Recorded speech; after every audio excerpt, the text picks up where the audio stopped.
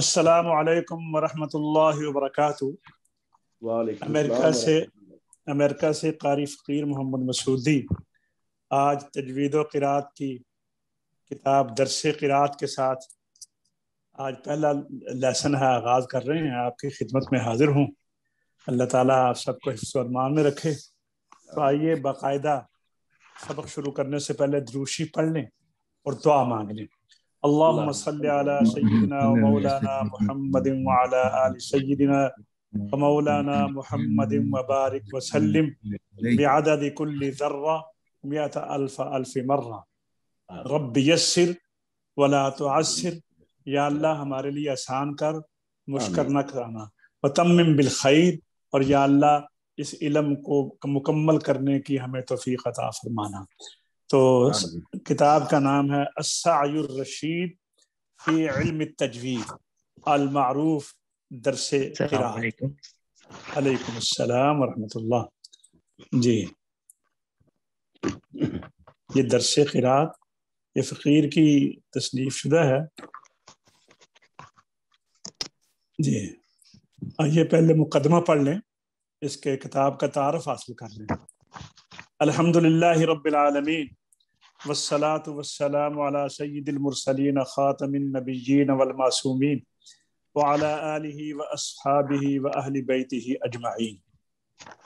ज़ेरे नज़र किताब सायुर रशीद फ़ी इल्म तजवीज़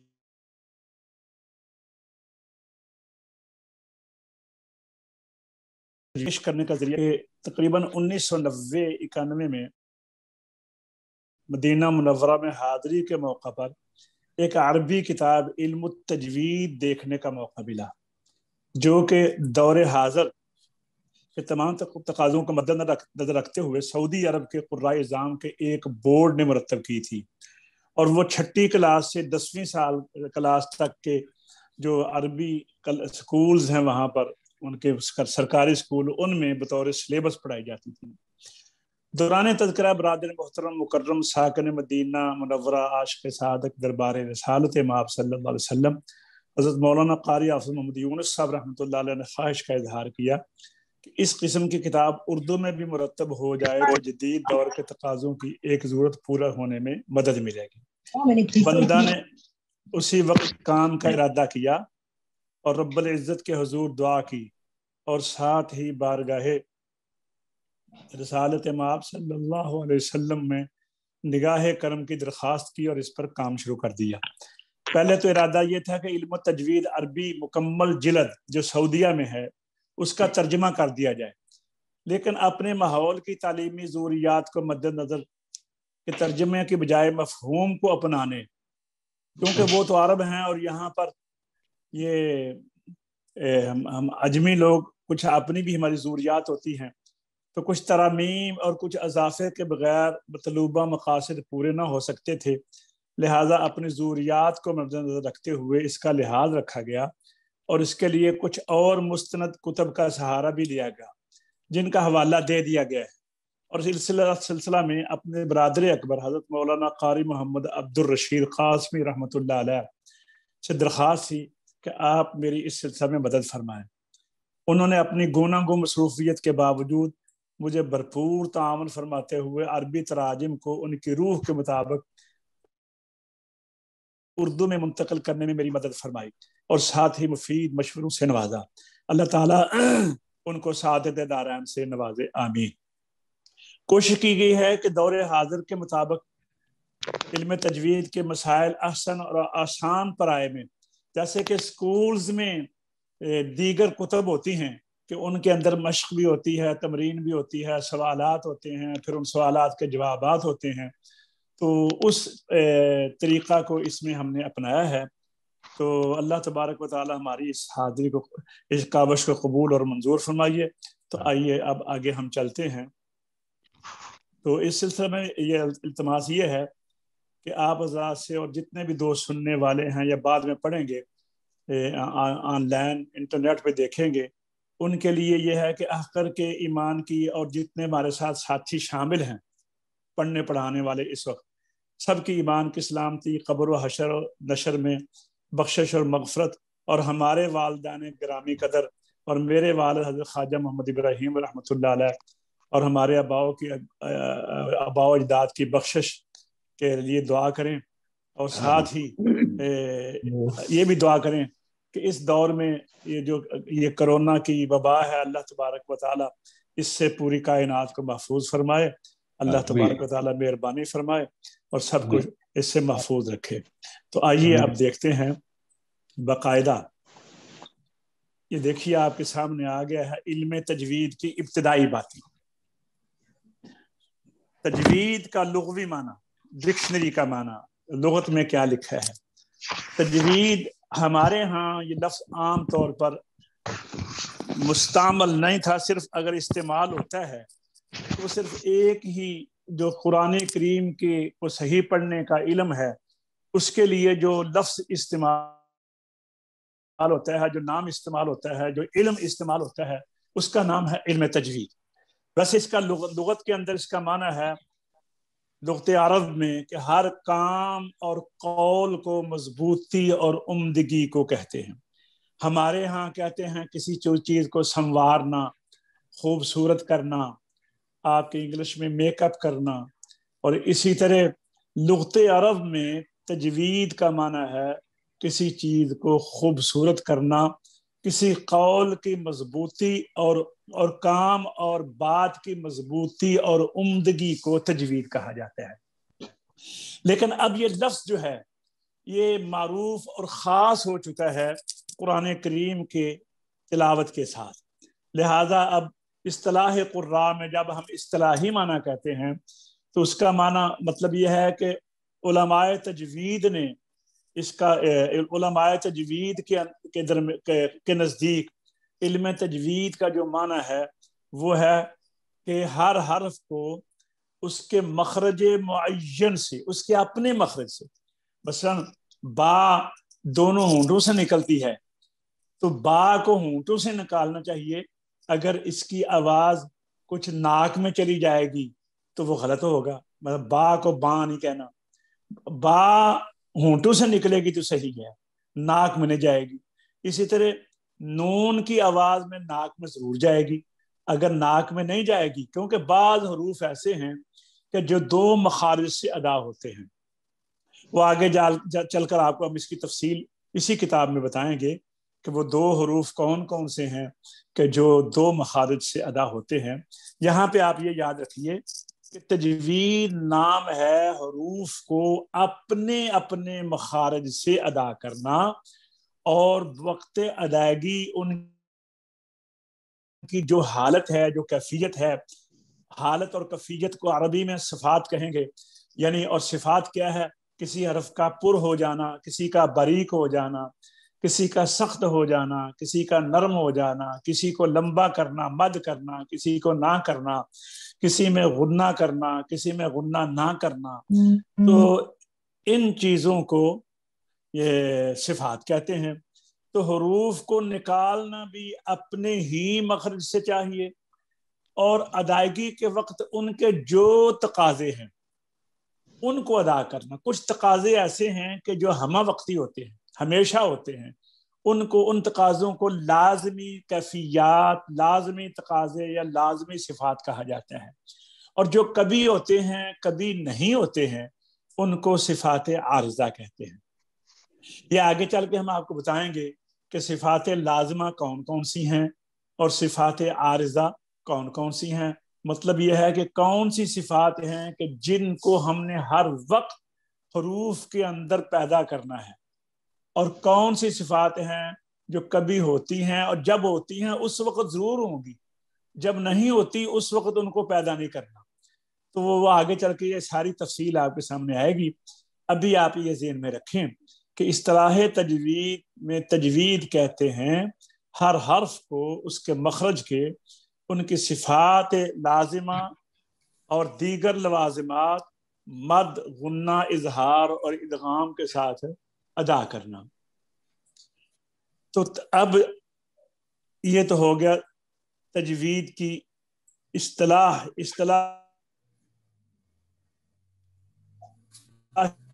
ہی معنی آپ کو بتایا ہے۔ اب اصطلاح میں تجوید کی دو قسمیں ہیں، ایک ہے تجوید علمی ایک ہے تجوید عملی. اس سے آپ کو نام سے سمجھ آ جائے گا کہ تجوید علمی سے مراد کیا ہے اور تجوید عملی سے مراد کیا ہے. اختصاراً یہ ہے کہ تجوید علمی سے مراد یہ ہے کہ اس کی جو کتب ہیں، اس کے جو اصول و ضوابط ہیں، قواعد ہیں جو علماء تجوید نے مرتب کیے ہیں، جو ایک سلیبس مقرر کیا ہے، اس کو مکمل پڑھنا، مکمل اس کو حاصل کرنا، یہ تجوید علمی ہے. اور اس کے ساتھ ساتھ پھر جب وہ علم بندہ حاصل کر لیتا ہے تو پھر اس کے مطابق مشق کرنا. اس کے مثلا سب سے پہلے یہ حروف ہجا جو ہیں، یہاں سے اس کے اوپر عمل شروع کریں گے کہ با کہاں سے ادا ہوتا ہے، اس کو صحیح طریقے سے یہ چیک کرنا کہ یہ جو اس کا مخرج معین ہے یہ وہاں سے ادا ہو رہا ہے، اس کی صفات ادا ہو رہی ہیں، تا اپنے مخرج سے ادا ہو رہی ہے، سا اپنے مخرج سے نکل رہا ہے، جیم اپنے مخرج سے نکل رہا ہے، ہا اپنے یعنی اس کے بعد پھر الفاظ کی مشق کرائی جاتی ہے حروف کے بعد. پھر اس کے بعد تلاوت کے اندر سنا جاتا ہے، تلاوت کے اندر آ کر انہی مفردات اور مرکبات کو آیات کے اندر اس کی مشق کرائی جاتی ہے. لہذا پھر اس کے بعد قراء جو ہیں وہ آگے اس کے اوپر اس طرح عمل کرتے ہیں کہ مفردات اور مرکبات کے بعد قرآن کریم کی آیات کو سنتے ہیں، سورتوں کو سنتے ہیں علی ھذا القیاس. تو پھر سارے قرآن کریم کو اس علم کے مطابق اس کے اوپر پرکھا جاتا ہے کہ اس علم کی کہیں پر خلاف ورزی تو نہیں ہو رہی. تو یہ تو تجوید علمی ہوا. اور تجوید عملی یہ ہے کہ جو لوگ مکمل علم تو نہیں پڑھ سکتے لیکن وہ کسی کہنہ مشق قاری سے، کسی مستند قاری سے، مجوز کے سامنے زانو و تلمذ طے کریں اور ان کو مکمل قرآن سنائیں، اور وہ ایک نہیں بلکہ 2-4 مرتبہ سنانے کے بعد پھر وہ جب استاذ کہے کہ بھی اب تم ٹھیک ہو، اب تم پڑھ سکتے ہو، تلاوت کر سکتے ہو، تو پھر وہ شخص جو ہے اس کی تجوید عملی جو ہے وہ مکمل ہوگی. لیکن ذہن رکھیے تجوید عملی جو ہے یہ کہنہ مشق قاری سے ہی پڑھنے سے جو ہے وہ آدمی کامیاب ہو سکتا ہے. اگر کسی مستند قاری سے نہیں پڑھیں گے تو پھر اس کے اندر غلطیوں کا احتمال ہوتا ہے. اسی طرح جو ائمہ کرام جو مسند امامت پہ کھڑے ہوتے ہیں، مسند خطابت پہ کھڑے ہوتے ہیں، منبر پر جب قرآن کی تلاوت کرتے ہیں تو وہ اپنی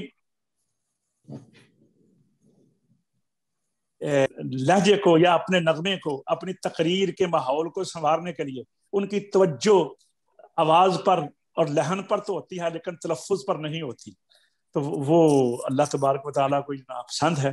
اسی طرح اگر یہی انداز اگر نماز میں اپنائیں گے تو پھر قرآن کریم کی تلاوت سے کے اندر نماز میں اگر لہن جلی پیدا ہوں گی، یعنی قرآن کریم کی مخارج اور صفات کا لحاظ نہیں رکھا جائے گا، تو پھر حروف کی تبدیلی اور حروف کی تبدیلی کے ساتھ پھر معانی اوقات ایسا ہوتا ہے کہ وہ معانی کے اتنے تبدیل ہو جاتے ہیں کہ نماز فاسد ہو جاتی ہے. تو جب امام کی اپنی نماز خراب ہوگی تو پھر پیچھے جو مقتدی ہیں ان کا سارا بوجھ بھی امام کے اوپر ہے. تو لہٰذا جو بھی مسند امامت و خطابت یا مسند ارشاد پڑھنے پڑھانے کے اوپر جو شخص متمکن ہے اس کے لیے ضروری ہے کہ اس کے پاس کہنہ مشق اور جو ایسے اساتذہ جو کہ جن کے پاس جو مجود ہیں، مستند ہیں، ان کی سند کی ان کو ضرورت ہوگی. پھر کیونکہ دنیا کے اندر آپ دیکھتے ہیں کوئی ڈاکٹر جس کے پاس یہ ڈاکٹر کی ڈگری نہیں ہے یا ایک انجینئر اس کے پاس انجینئرنگ کی ڈگری نہیں ہے، اس کو اپنی اس جاب کے اوپر نہیں آنے دیا جاتا. جعلی ڈگریاں اس لیے پکڑی جاتی ہیں تو ان کو پھر سزا بھی مقرر ہے. تو یہ اسی طرح مسند امامت اور مسند ارشاد قرآن کریم کی تدریس کے لیے جو حضرات اس طرح بغیر پڑھے اور بغیر کسی سرٹیفکیٹ اور سند کے متمکن ہو جاتے ہیں تو دنیا والے تو اس کو سزا دیں نہ دیں لیکن خدا کی پکڑ تو سخت ہے کہ یہ اس کا کلام ہے. اور جب بھی انسان پڑھتا ہے تو اللہ تبارک و تعالیٰ اس کی طرف متوجہ ہو جاتا ہے. جتنا زیادہ خوبصورت پڑھے گا, آپ دیکھتے ہیں کہ حضرت عبداللہ بن مسعود رضی اللہ تعالیٰ عنہ کتنا خوبصورت قرآن پڑھتے تھے کہ حضور علیہ الصلوۃ والتسلیم نے ارشاد فرمایا, اے عبداللہ بن مسعود مجھے قرآن سناؤ. تو حضرت عبداللہ بن مسعود جھجکے, یا رسول اللہ میں آپ کو قرآن سناؤں؟ آپ تو محبت وحی ہیں, آپ کی زبان کے بوسے لے کر قرآن جو ہے وہ بہر آتا ہے. تو حضور نے فرمایا ابن مسعود قرآن سناؤ. پھر آپ نے کہا, پھر عبداللہ بن مسعود نے یہی جواب دیا. پھر حضور نے فرمایا ابن مسعود میں نہیں کہہ رہا, یہ میرا رب مجھے کہہ رہا ہے کہ ابن مسعود کو کہو کہ مجھے قرآن سنائے. سبحان اللہ. تو یہ یاد رکھیے کہ جب آدمی اخلاص کے ساتھ, محبت کے ساتھ صحیح قرآن کریم کی تلاوت کرتا ہے تو اللہ تبارک و تعالی, آپ اس کی مثال یوں سمجھ لیجیے کہ اس دور کے اندر بے شمار شعراء ہیں, جب ان کے سامنے ان کا کلام پڑھا جاتا ہے تو وہ دوسرے کلام سے زیادہ اپنا کلام جب کسی نعت خان کی زبان سے سنتا ہے تو وہ بڑا خوش ہوتا ہے اور خوش ہو کر اس کو داد بھی دیتا ہے اور دان بھی دیتا ہے. تو اسی طرح اللہ تبارک و تعالیٰ بھی خوش ہو کر, اور اللہ کی خوشی کیا ہے کہ جب اللہ خوش ہو جاتا ہے تو ساری کائنات اس کی ہو جاتی ہے. تو آئیے یہ تجوید علمی کی اب قسمیں کیا ہیں. اب یہ دیکھیے, تجوید علمی یہ ہے کہ تجوید کے احکام کی تعلیم حاصل کرنا اور ان کو اچھی طرح سمجھنا, اور احکام تجوید جیسے حروف کے مخارج, ان کی صفات لازمہ میں آگے تفصیل آئے گی. مثال کے طور پر یہاں بتایا ہے شدت اور جہر, اور صفات عارضہ میں اظہار و ادغام وغیرہ, اور دیگر ضروریات جن میں قرآنی کلمات کے آخر پر وقف کرنا. قرآن کریم کے آخری لفظ کے اوپر, میں نے کل بتایا تھا, قرآن کریم کے آخری لفظ پر وقف کرنا, یہ اس وقت تک نہیں سمجھ آتی جب تک آدمی علم رسم سے واقف نہ ہو. علم رسم کیا ہے کہ حضرت سیدنا عثمان غنی رضی اللہ تعالی عنہ نے قرآن کریم کے جو نسخے لکھوائے تھے, وہ آگے چل کر میں ان کی تفصیل بتاؤں گا, ان کے مخالف نہ پڑھا جا سکتا ہے نہ لکھا جا سکتا ہے. اسے کہتے ہیں, اس کا ادراک کرنا کہ مصحف عثمانی میں کس طرح یہ لفظ لکھا ہوا ہے. بہت سے الفاظ ایسے ہیں کہ جو لکھے ہوئے ہوتے ہیں اور پڑھے نہیں جاتے, بہت سے ایسے ہیں کہ جو پڑھے جاتے ہیں لیکن لکھے نہیں ہوتے, کچھ ایسے ہیں کہ لکھے ہوئے اور طرح ہوتے ہیں اور پڑھے اور طرح جاتے ہیں. اب دیکھیے والضحیٰ, یہاں لکھا ہوا ہے یا کے ساتھ لیکن پڑھتے ہیں ہم الف کے ساتھ. واللیل اذا سجا, اسی طرح اور بھی بہت سے الفاظ. کچھ الفاظ ایسے ہیں کہ جو ملا کر لکھے ہوئے ہیں دو لفظ, ان کو ہم کاٹ کر نہیں لکھ سکتے. مثلا فی ما, بعض جگہوں پر یہ علیحدہ لکھا ہوا ہے, بعض لوگوں پر یہ کاٹ کر لکھا ہوا ہے. جہاں فی ما ملا کر لکھا ہوا ہے اس کو ہم جدا کر کے نہیں لکھ سکتے, جہاں فی ما کاٹ کر لکھا ہوا ہے اس کو ہم ملا کر نہیں لکھ سکتے. تو مقطوع اور موصول اسے کہتے ہیں کہ لفظ کون سا مقطوع ہے اور کون سا موصول ہے. ان چیزوں کا تعلق وقف سے ہے. یاد رکھیے, جس طرح ڈرائیونگ میں گاڑی چلانے کے ساتھ ساتھ اس کو یہ بھی علم ہونا ہوتا ہے کہ میں نے کہاں ٹھہرنا ہے اور کس طرح ٹھہرنا ہے. اگر اس کو یہ پتا ہو کہ میں نے کہاں نہیں, یہ نہ پتا ہو کہ میں نے کہاں ٹھہرنا ہے, تو وہ عین سڑک کے درمیان میں اگر گاڑی کو بریک لگائے گا تو حادثے کا خطرہ ہے. اسی طرح قرآن کریم کے متعلق بھی ضروری ہے اس کو یہ پتا ہونا چاہیے کہ میں نے کہاں ٹھہرنا ہے کہاں نہیں ٹھہرنا, اور یہ بھی پتا ہونا چاہیے کہ کس طرح ٹھہرنا ہے. تو یہ علم وقف ہے, اور یہ کہاں ٹھہرنا ہے کس طرح ٹھہرنا ہے اس کا علم یہ علم رسم سے ہوتا ہے, اور کہاں کس طرح ٹھہرنا ہے یہ آپ کو علم وقف سے, علم جو وقف کی تعریف ہے اس کے اندر بتایا جائے گا.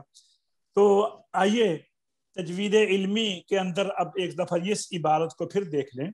تجوید علمی یہ ہے کہ تجوید کے احکام کی تعلیم حاصل کرنا اور ان کو اچھی طرح سمجھنا, اور احکام تجوید جیسے حروف کے مخارج, ان کی صفات لازمہ جیسے شدت اور جہر، صفات عارضہ اظہار اور ادغام وغیرہ، اور دیگر ضروریات جن میں قرآنی کلمات پر وقف کرنا وغیرہ ضروری ہوتا ہے۔ یہ اس میں کسی نے کوئی سوال تو نہیں کرنا اس سلسلے میں؟ جی نہیں۔ اچھا دیکھیے اب ہم آگے چلتے ہیں۔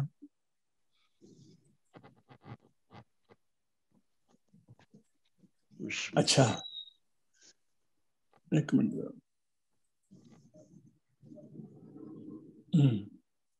تجوید علمی اور تجوید عملی۔ تجوید عملی یہ ہے کہ قرآن مجید کو ترتیل اور درستگی کے ساتھ پڑھنا۔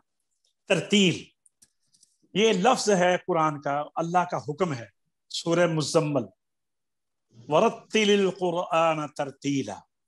ترتیل، ترتیل کیا ہے؟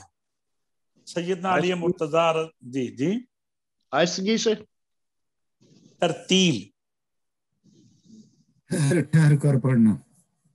میں بتاتا ہوں، ترتیل ہے رتل صغر، اس کا مادہ ہے رتل صغر۔ رتل صغر کہتے ہیں جو کھلے کھلے دانت ہوتے ہیں نا، جس کو ہم اپنی زبان میں کہتے ہیں اس کے دانت تو موتیوں جیسے نکھرے ہوئے، موتیوں جیسے، رتل صغر۔ تو ترتیل کا معنی ہے ٹھہر ٹھہر کر، کھول کھول کر پڑھنا۔ سیدنا علی مرتضی رضی اللہ تعالیٰ عنہ فرماتے ہیں اس کی ترتیل، اس کی تفسیر میں، الترتیل ہوا تجوید الحروف و معرفت الوقوف۔ یعنی ترتیل کے اندر دو چیزیں آ جاتی ہیں، حروف کی تجوید اور وقفوں کا طریقہ۔ یعنی علم اوقاف تجوید سے علیحدہ ہے، علم تجوید اور ہے، علم اوقاف اور ہے۔ علم تجوید میں آتا ہے حروف کے مخارج اور صفات۔ کیا چیزیں آتی ہیں بتائیے ذرا؟ حروف کے مخارج اور صفات، دو چیزیں۔ جمال القرآن والوں نے اس کی تعریف یہ کی ہوئی ہے، تجوید کہتے ہیں ہر حرف کو اس کے اپنے مخرج سے نکالنا اور ان کی تمام صفات کو ادا کرنا۔ اور آگے انہوں نے ایک لفظ عبارت بولی ہے، اس علم کی حقیقت اسی قدر ہے۔ یعنی یہ علم تجوید کی حقیقت اتنی ہی ہے کہ حروف کے مخارج اور صفات کو جاننا۔ ٹھیک ہے؟ تو اب یہاں پہ سیدنا علی مرتضی فرماتے ہیں ہوا تجوید الحروف۔ ترتیل کیا ہے؟ ایک تو ترتیل کے اندر یہ ہے کہ وقوف کا طریقہ جاننا، اور دوسرا ترتیل کے اندر یہ ہے کہ وقفوں کا طریقہ جاننا۔ اب علم اوقاف جو ہے، اب ترتیل کے لیے دو علم آگے، ایک علم تجوید اور ایک علم اوقاف۔ علم تجوید کے لیے دو چیزیں آ گئیں، ایک مخارج اور صفات، اور علم اوقاف کے لیے پھر دو چیزیں آ گئیں۔ کیا کیا؟ کہ قرآن وقف کہاں پر کرنا ہے ایک چیز، اور دوسری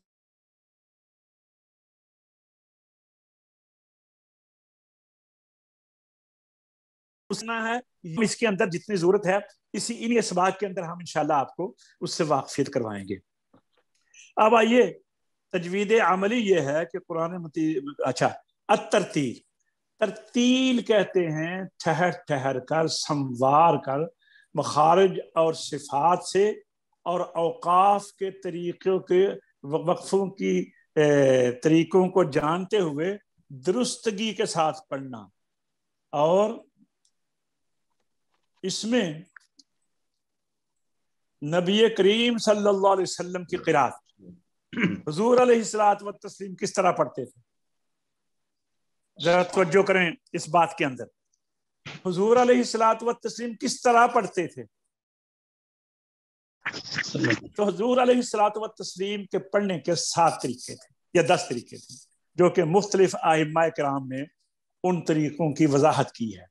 ہم جو طریقہ پڑھتے تھے وہ طریقہ ہے قرات امام عاصم۔ جی حافظ صاحب، حافظ امتیاز صاحب، کیا نام ہے قرات کا؟ کیا نام ہے؟ قرات امام عاصم رحمت اللہ علیہ۔ حضرت امام عاصم یہ تابعی تھے، اور حضرت ہو سکتے ہیں عبداللہ بن مسعود سے انہوں نے پڑھا ہو، اور یقیناً انہیں سے پڑھا ہے۔ ابی بن کعب سے پڑھا ہے. اور حضرت عبداللہ حضرت امام عاصم کے پھر 2 شاگرد تھے. ایک کا نام تھا امام شعبہ اور ایک کا نام تھا امام حفص رحمۃ اللہ علیہ. یہ تبع تابعین میں سے تھے. تو ہم جو قرات پڑھتے ہیں، روایت پڑھتے ہیں، قرات امام عاصم میں روایت امام حفص، ٹھیک ہے. تو یہ وہ قرات ورش ہو، قرات حمزہ ہو، قرات نافع ہو، وہ ساری کی ساری وہی قراتیں ہیں جو نبی کریم صلی اللہ علیہ وسلم کی قرات ہے. اور یہ ساری قراتیں جو ہیں یہ مصحف امام سیدنا عثمان میں یہ ساری کی ساری محفوظ ہیں. کیسے محفوظ ہیں میں یہ چل کر آپ کو آگے بتاؤں گا انشاءاللہ. اب آپ یہاں پر یہ ذہن میں رکھیں، نبی کریم صلی اللہ علیہ وسلم کی قرات نے صحابہ کرام رضوان اللہ علیہم اجمعین اور تابعین اور قرات کے اماموں کی قرات کی پیروی کرنا. لہذا طالب علم پر قواعد تجوید کے احکام اور ان کی عملی مشق کے دوران لازم ہے کہ اپنے استاد محترم سے قرآن مجید کی آیات کریمہ سے جو کچھ سنیں تجوید اور حروف کی درستگی کا لحاظ رکھتے ہوئے بار بار دہرائے اور اس کی قرات کے پورے حقوق ادا کرے. تو کل انشاءاللہ ہم یہاں سے شروع کریں گے تجوید کا موضوع. تو آئیے اس کے بعد آج ہم تھوڑی سی تلاوت کرتے ہیں. میں آج سورہ فاتحہ کی تلاوت آپ کو کہلواتا ہوں زبانی. کل انشاءاللہ ہم کوشش کریں گے کہ پارہ اول جو ہے یہ کھول لیں. تو میں آپ کو یہ تلاوت کہلواتا ہوں. سب سے پہلے حافظ امتیاز صاحب پڑھیں گے، اس کے بعد ایک ہی آیت کو میں ایک ہی دفعہ پڑھوں گا. حافظ امتیاز صاحب جب ختم کر لیں گے پھر حاجی غضنفر صاحب پڑھیں گے، پھر راجہ صاحب پڑھیں گے. اور بھی کوئی دوست ہیں؟ بیٹی بھی ہے، صوفی ریاض صاحب ہیں. صوفی ریاض صاحب بھی پڑھیں گے. تو سب سے پہلے ذہن میں رکھیں، 1 نمبر پہ حافظ امتیاز صاحب، دوسرے نمبر پہ حافظ امتیاز صاحب گلاسپور سے ہیں ماشاء اللہ ہمارے ساتھ اسکاٹ لینڈ سے. دوسرے نمبر پہ پڑھیں گے حاجی غضنفر صاحب. تیسرے نمبر پہ راجہ صاحب پڑھیں گے اور چوتھے نمبر پر صوفی ریاض صاحب پڑھیں گے انشاءاللہ. تو آئیے شروع کرتے ہیں. جی کون؟ حافظ عمر کرسب. ماشاء اللہ حافظ عمر صاحب پاکستان سے ماشاء اللہ. تو 5ویں نمبر پر حافظ عمر صاحب پڑھیں گے. پہلے میں اعوذ باللہ بسم اللہ پڑھاتا ہوں تو باری باری سب پڑھیں گے. پہلے اعوذ باللہ بسم اللہ میں اکٹھا پڑھوں گا. اعوذ باللہ من الشیطان الرجیم بسم اللہ الرحمن الرحیم. جی حافظ صاحب.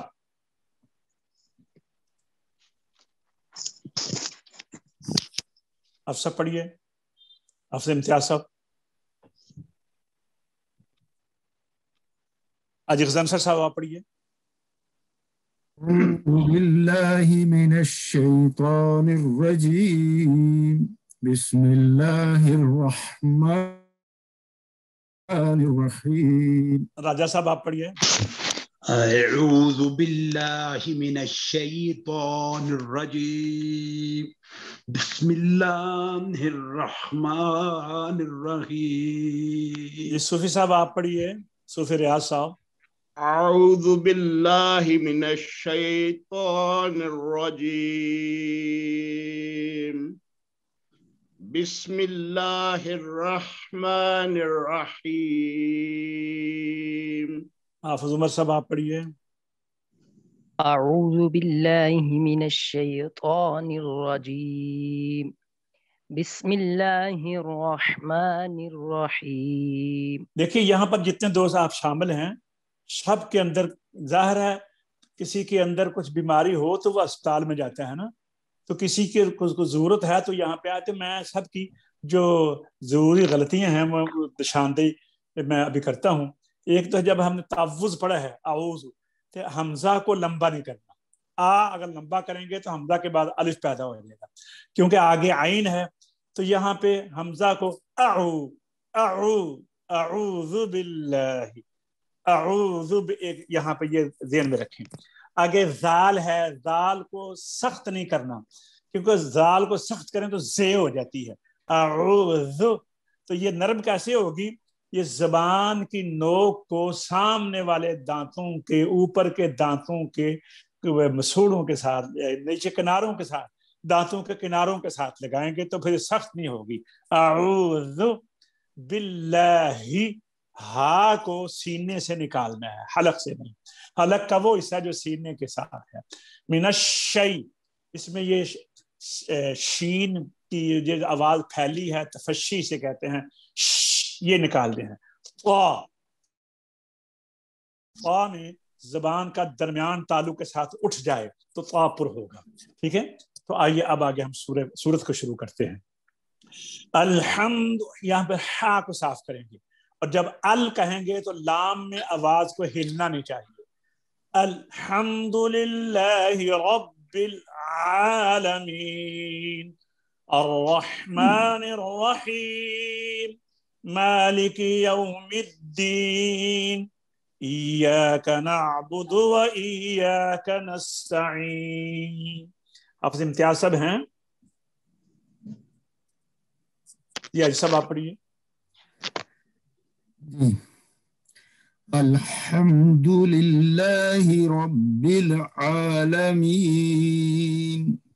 الرحمن الرحیم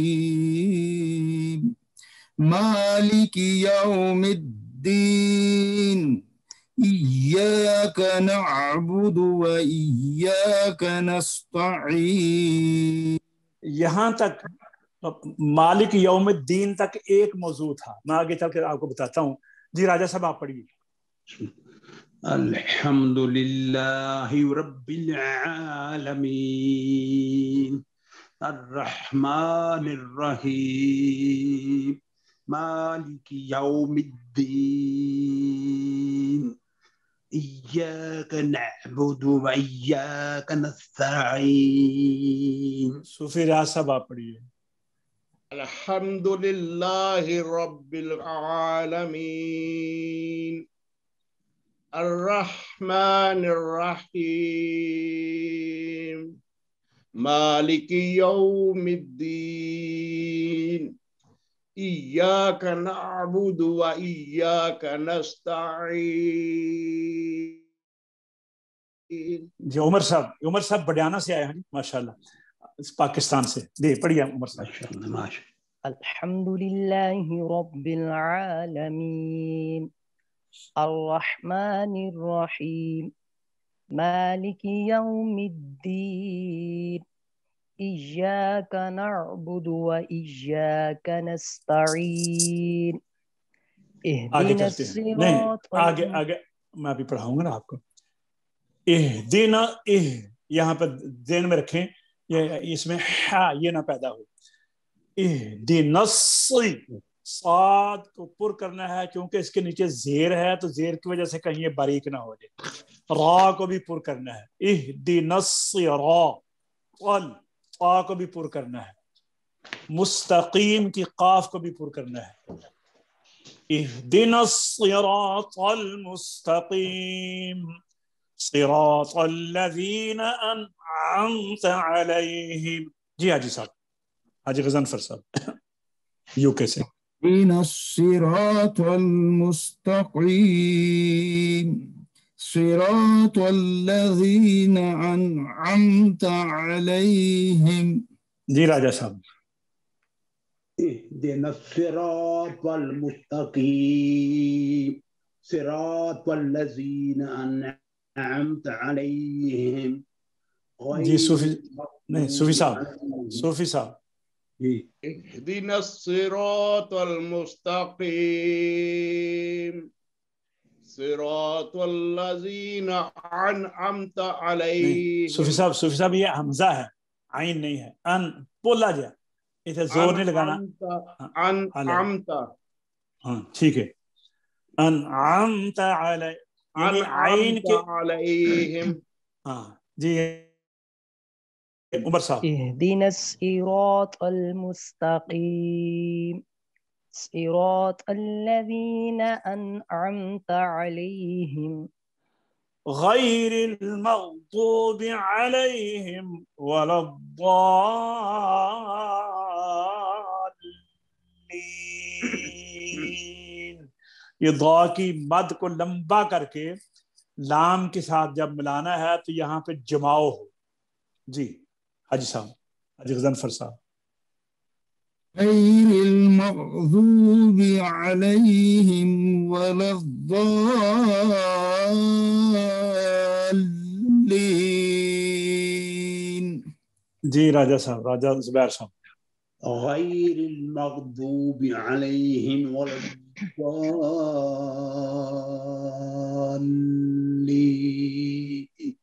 جی صوفی صاحب. غير المغضوب عليهم ولا الضالين.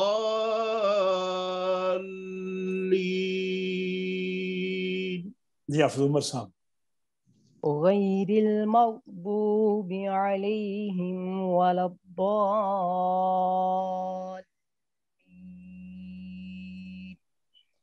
جی اب یہ دیکھیے کہ الحمدللہ علم تجوید کی ابتدائی باتیں ہم نے آج پڑھی ہیں، تو یہ ذہن میں رکھیں. ایک دفعہ اب میں دوبارہ آپ کو یہ کہلواتا ہوں، اب آپ اکٹھا میرے پیچھے پڑھیں گے، سارے اکٹھے.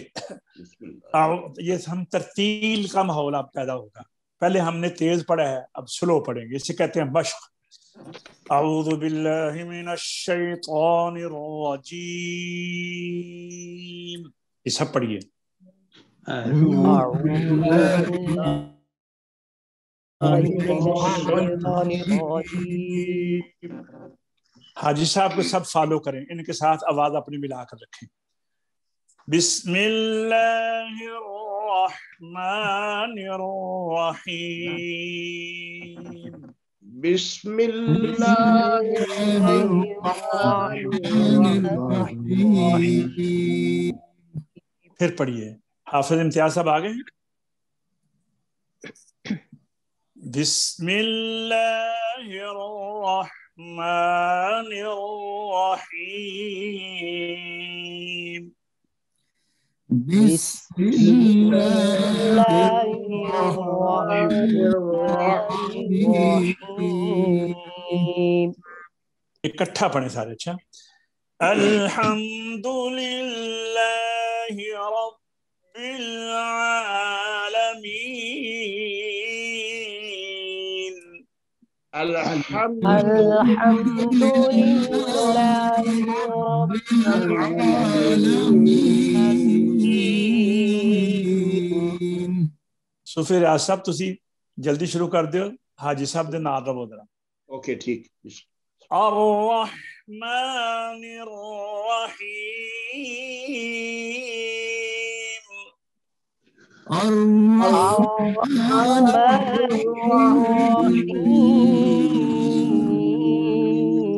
الرحيم. مالک یوم الدین. مالك يوم الدين. إياك نعبد وإياك نستعين.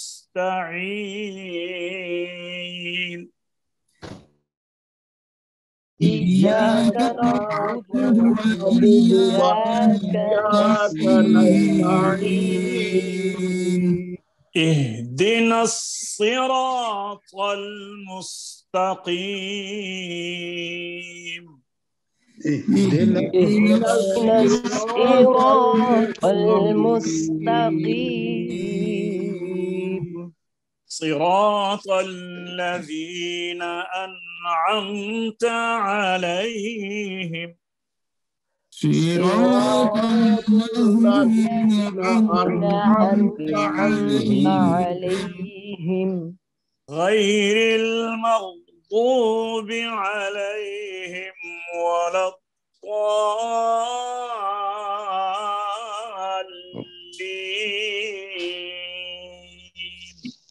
غير المغضوب عليهم ولا الضالين.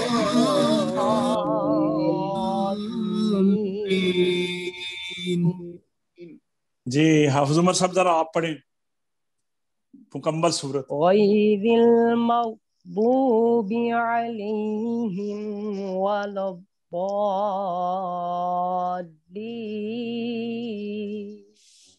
वलद्दाल्लीन,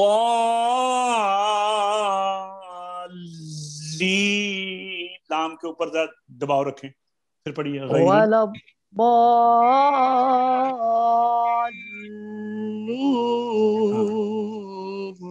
अब ठीक है जी। सूफी साहब आप पढ़िए सिरातल्लज़ीना अनअमत अलैहिम।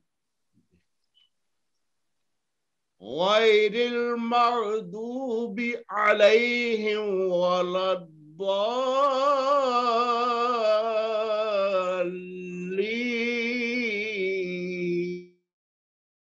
आपने जब अलैहिम कहा है ना तो होंठों को मुकम्मल बंद नहीं किया, होंठ थोड़े से खुले रह गए हैं और वाव की बो पैदा हो गई। फिर पढ़िए غير المغضوब عليهم वला नहीं,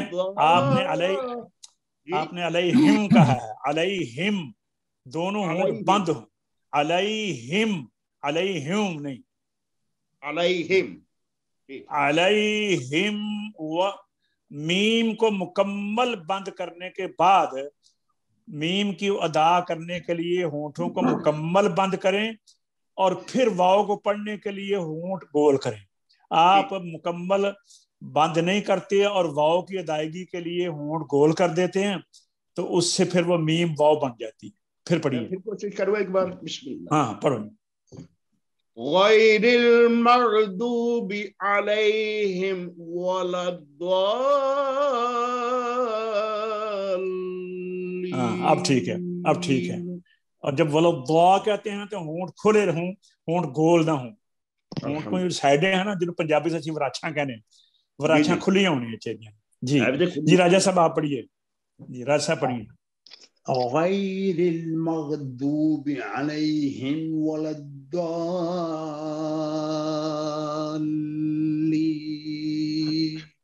सबसे ज्यादा माशाल्लाह राजा साहब के ऊपर मुझे, क्योंकि जितना राजा साहब को शौक है ना, मैंने इनको पहले भी सुना है, अब माशाल्लाह ये काबिल हो गए हैं कि देखिए आपके सामने ये बिला झिझक पढ़ रहे हैं। जब आदमी की झिझक खत्म हो जाए ना, ऊंचा पढ़ना शुरू कर दे, तो फिर वो सही हो जाता है। ये हाजी साहब आप पढ़िए, हाजी गज़नफ़र साहब। गैरिल मग़दूबि अलैहिम वलद्दाल्लीन।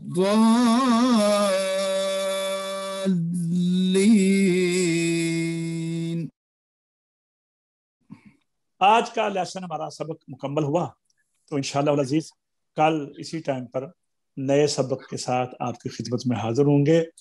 इजाज़त दीजिए। अल्लाह तबारक व तआला हम सबको अपने हिफ्ज़ व अमान में रखे। अस्सलामु अलैकुम व रहमतुल्लाहि व बरकातुहू। व रहमतुल्लाहि व बरकातुहू। वअलैकुमुस्सलाम व रहमतुल्लाहि व बरकातुहू।